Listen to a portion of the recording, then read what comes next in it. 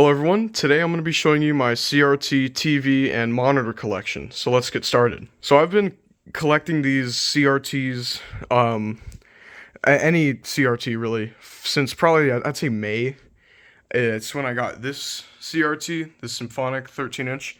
So I'm going to be showing you my collection. So first off, I'd say starting with the least interesting one would probably be this CRT is out of a karaoke machine, but this is literally just the CRT. There's no deflection on it, and it did work. I actually watched like 15 minutes of Shrek 2 on it before I realized I'm watching Shrek 2 on a karaoke machine. Vacuum still sealed. You can see how just like the neck and everything. This is why I like to call my display CRT, so when everyone asks, hey, what does the inside of one of these look like? I don't know, it's a cool piece to have around, but obviously it doesn't work without anything, and if I were to hook it up, it would work, but it wouldn't look that great. The contrast on this thing is pretty bad, and it's really low resolution. It's probably like 144p at most. Next, the same tube size, 5.5 inch. This is a different tube though, this one's a lot nicer. We have this mini Living Solutions portable battery-powered CRT. Now, I know these sets get a lot of hate because, well, they were made to be cheap. These are like really the last CRTs to be made, and it makes sense because, these aren't that great. This is black and white, it's got your VHF, UHF options, everything. None of this stuff, you can't pick up anything on air anymore.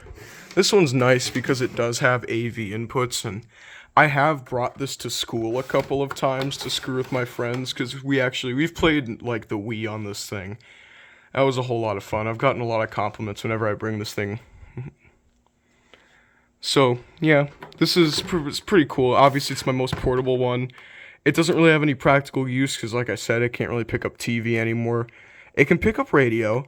AM doesn't work, and the FM reception is kind of crappy, but yeah, it's just a little CRT, and like I said, I'm pretty sure it's either about the same tube size, even though this tube is nicer. All right, next we have the first CRT I got in my collection, which is this Symphonic ST413E. And I'm just going to be so for real with you guys, there's nothing special about this thing at all. It's a Funai TV. There's been like thousands of these made, millions of these made. You can still find these on eBay for like sub 100. So if you're looking for a TV for like sub 100, this is where you go.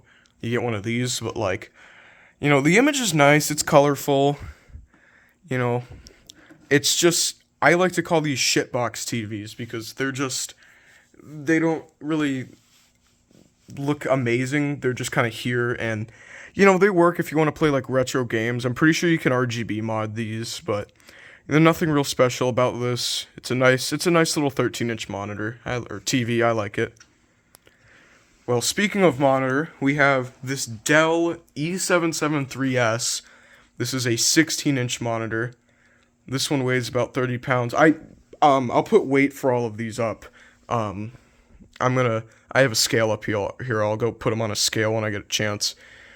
This one's really heavy because it's got that thick plastic case, and then there's a bunch of metal for like grounding and stuff in there.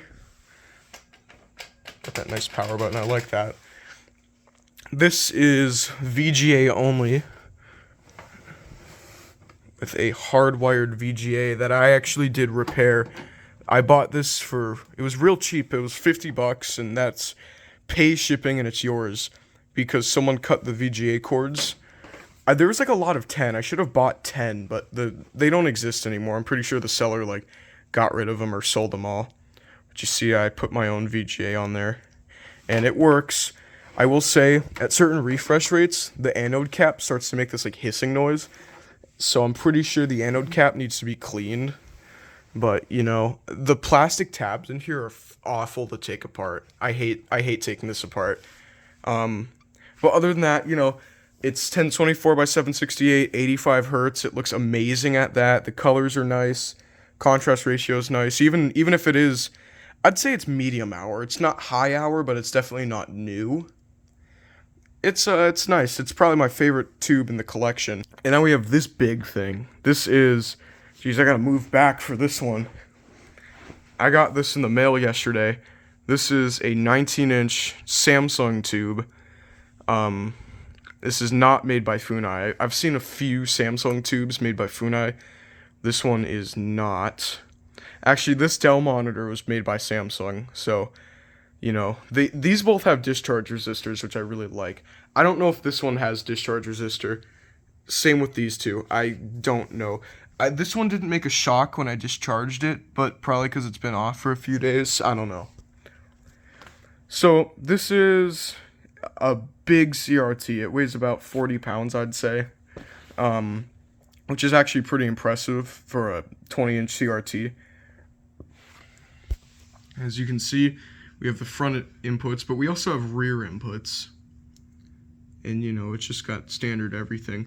What I like about this is you can actually change the inputs without a remote, unlike this one, which I actually had to buy a remote for, which I bought a remote for this one, but it's from China, so it's going to take like a month to get here.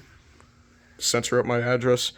Came in this huge box right here, just wrapped in like 2 layers of bubble wrap, so, you know, the packaging wasn't amazing. Did I scratch this? Oh no, it's buffing out. Yeah, it's buffing out. There's just some marks on here. I actually just got done cleaning this today. I took the back off and I got a soft bristle toothbrush and I basically just brushed all the dust off, you know.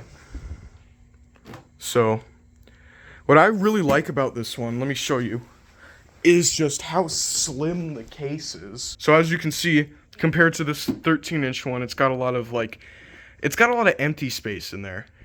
This one is like really slim.